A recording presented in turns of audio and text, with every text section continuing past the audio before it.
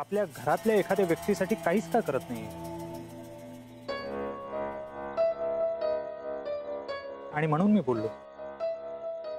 माझं बोलणं जास्त मनावर घेऊ नका. आणि हा माझ्या कामाचा भाग नाही. I am sorry.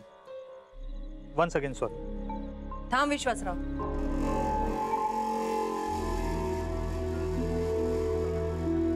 तू कुठे चुकतोयस असं नाही, पण मीही कुठे चुकत नाहीये हे सांगण्याची संधी मलाही मिळायला हवीच ना. तुझ्या बोलण्याचा मला राग नाही आला. उलट छायाविषयी तूही हा असा विचार करतोयस हे ऐकून खरंच मला खूप आनंद झालाय. मग तुम्ही कधी काहीच प्रयत्न का नाही? मी खूप प्रयत्न केले. मी या आधीही छायाच्या लग्नाचा विषय माधव समोर काढलेला होता.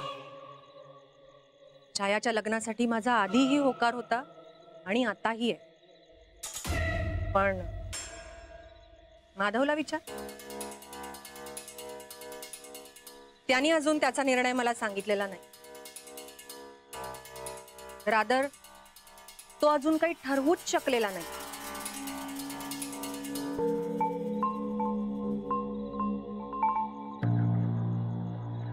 विश्वासराव, तुला खरं सांगू, मी ना या सगळ्यात पडायचं थोडं टाळायचो. कारण सगळ्यांचं म्हणणं एकच, लोक काय म्हणतील. पण काही लोक असतात ना तुझ्यासारखे, कोणताही लाभ नसताना कुठलाही स्वार्थ न बाळगता दुसऱ्याचा विचार करतात. तू बाहेरचा असून सुद्धा माझ्या बहिणीच्या सुखाचा विचार केलास, आनंदाचा विचार केलास.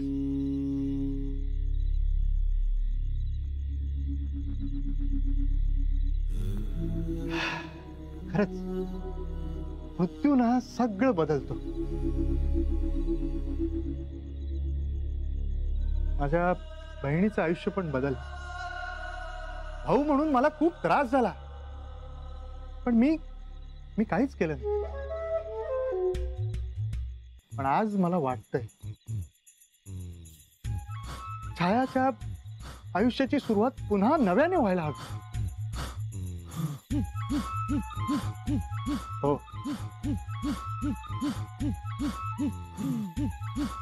So we are ready for this marriage.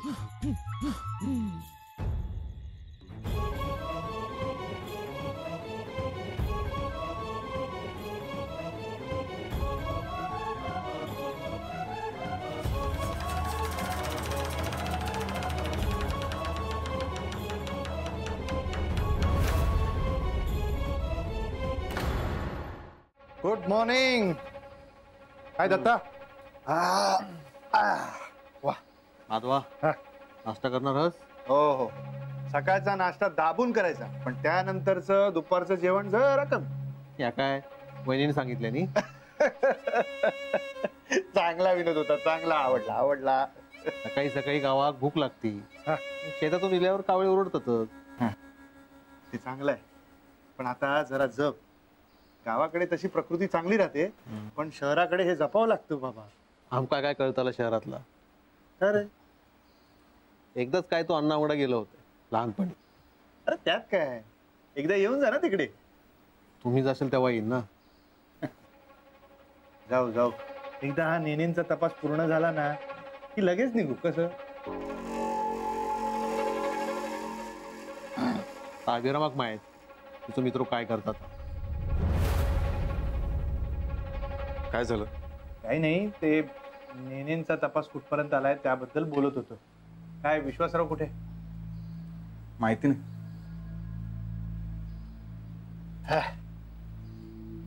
मी नंतर करतो.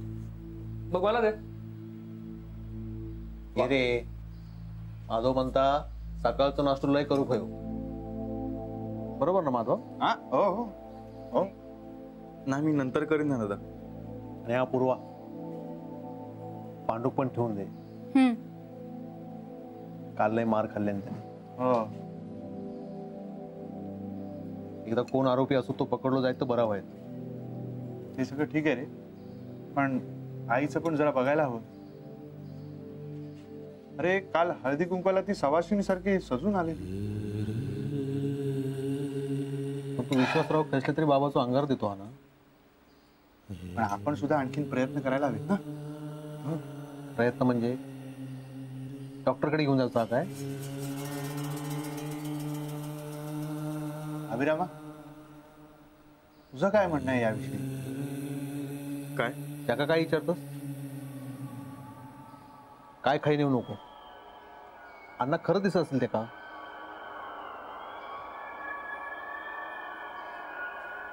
अभिरामा, तू काहीच बोलत नाहीयेस, अगदी शांत आहेस. पूर्वा, जरा देविकाला बोलव. कशाला? तिला विचारतो काय कारण आहे ते. दादा ती माहेरी चालली. अच्छा, हे कारण आहे का? असं अचानक किती जाता हा? नाही काही नाही, सहजच. अरे असं नाराज वगैरे व्हायचं नाही रे. बायको एक दिवस पण बाहेर गेली ना तरी तो सुटकेचा दिवस असतो. बट डोंट वरी, तुम्ही या जाऊन, हा, आणि लवकर या.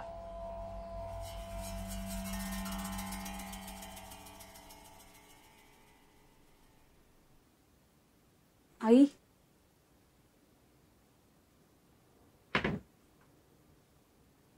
काय गो, काय झाला? जरा बोलायचं होतं. अगो मग दारात किती उभा, ये आत ये. नाही, असू द्या. बस अगो, बस गो बस.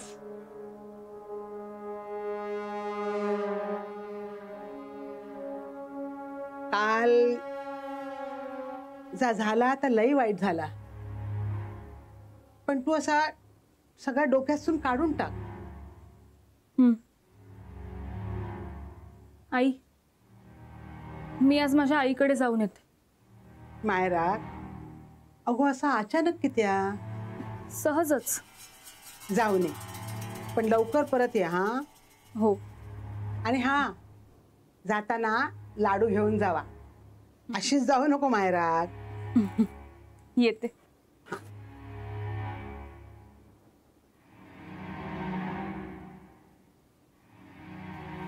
नीट जा, सांभाळून जा गो बाय. अभिरामा, जाताना काय खायला घेऊन जा. हा? दादा मी जात नाही. अरे काय झालं? मग काय एकट्याक पाठवतोस?